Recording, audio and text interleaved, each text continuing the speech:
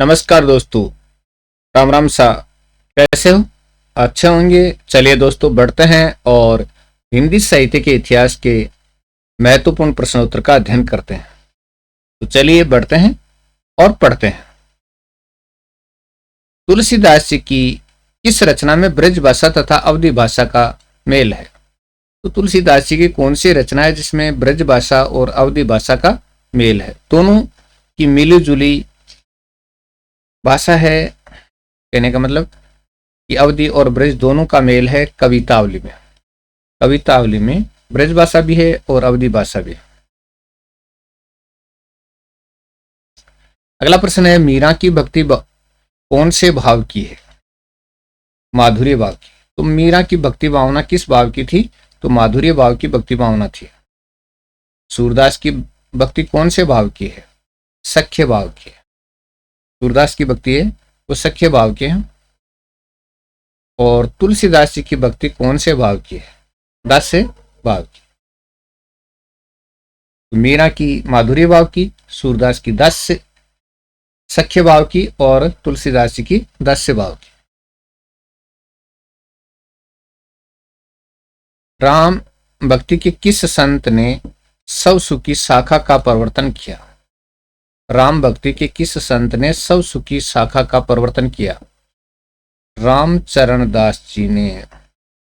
तो रामचरण दास जी ने किया था सब सुखी शाखा का प्रवर्तन। रामचरण दास जी ने सब सुखी शाखा का प्रवर्तन किया था। तो कर देते हैं रामचरण दास जी। चलिए नेक्स्ट, तत्सुखी शाखा का प्रवर्तन करने वाले संत कौन थे? सब सुखी के तो रामचरण दास जी थे। तत्सुखी शाखा के प्रवर्तन करने वाले संत थे वो जीवाराम थे। जीवाराम ने तत्सुखी शाखा का प्रवर्तन किया। नेक्स्ट क्वेश्चन, पृथ्वीराज रासो के वृहत रूपांतरण में अध्यायों को क्या नाम दिया गया है?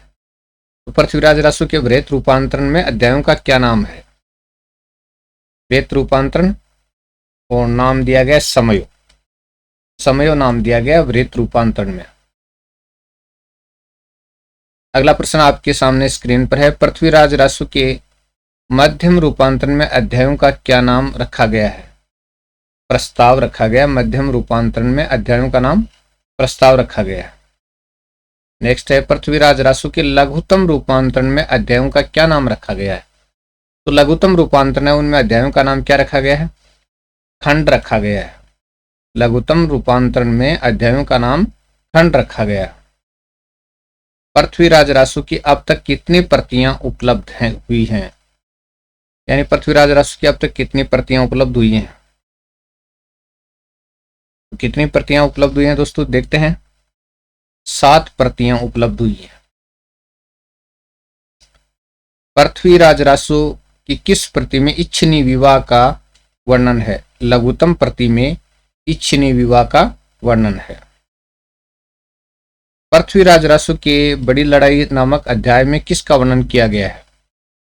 बड़ी लड़ाई नामक अध्याय में पृथ्वीराज व साबुद्दीन गोरी के मध्य हुए युद्ध का वर्णन किया गया है। पृथ्वीराज व साबुद्दीन गोरी के मध्य हुए युद्ध का वर्णन किया गया है। पृथ्वीराज रासो में कौन कौन से रसों का प्रयोग किया गया है? वीर रस और श्रृंगार रस का प्रयोग किया गया। वीर रस और श्रृंगार रस का प्रयोग किया गया। पृथ्वीराज रासो के रेवा तट समय में किसका वर्णन किया गया है? रेवा तट समय में किसका वर्णन किया गया है? पृथ्वीराज और सुल्तान साबुद्दीन के मध्य हुए युद्ध का वर्णन किया गया है। पृथ्वीराज और सुल्तान साबुद्दीन के मध्य हुए युद्ध का वर्णन किया गया है। अगला है, पृथ्वीराज रासो का सबसे बड़ा समय कौन सा है? कन्नौज युद्ध है पृथ्वीराज रासो का सबसे बड़ा समय कन्नौज युद्ध। अगला है, कन्नौज युद्ध में किसका वर्णन किया गया है?